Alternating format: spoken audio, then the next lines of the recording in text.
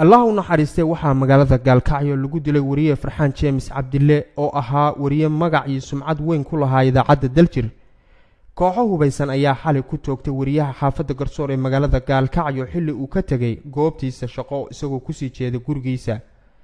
dilka wariyahan ayaa waxaa geystay kooxo hubaysan oo aan la garanayn wuxuuna noqonayaa wariyihii labaad oo lagu dilo degmada Gaalkacyo tan iyo bilowgii sanadkan 2012 iyadoo la xasuusay in bishii Maarso ay sanadkan lagu dilay isla degmada Gaalkacyo wariye Cali Axmed Cabdi oo 24 jir ahaa. wariye Farxaan waxaa ku dhacay ilaa 6 xabadood waxayna 3 kamida uga dhaceen laabta gaar ahaan dhinaca wadnaha xiga waxaana laga toogtay dhabarka dambe sida ay noo xaqiijiyeen ehlada marxuunka iyo shaqaalaha isbitaalka guud ee magaalada Gaalkacyo. Burhaan Axmed Daahir oo ah gudoomiyaha ururka suxufiyiinta Soomaaliyeed ayaa cambaareeyay dilka wariyaha isagoo jooga magaalada Gaalkacyo.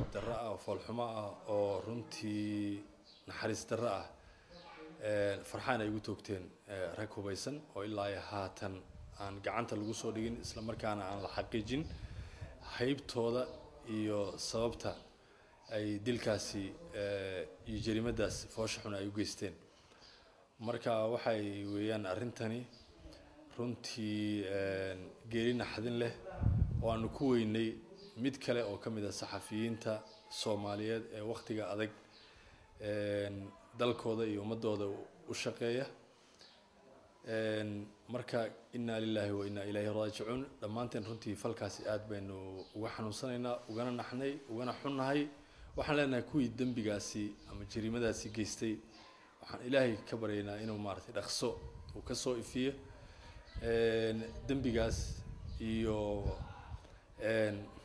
falalkaas waxshinimadana maartay ilaahay uu fashiliyo. marxuum Farxaan James Cabdille oo da'diisu ahayd 27 jir wuxuu idaacadda Daljir u shaqaynayay 5 sano ugu dambeysay wuxuuna ifka kaga tagay xaas iyo 3 caruura.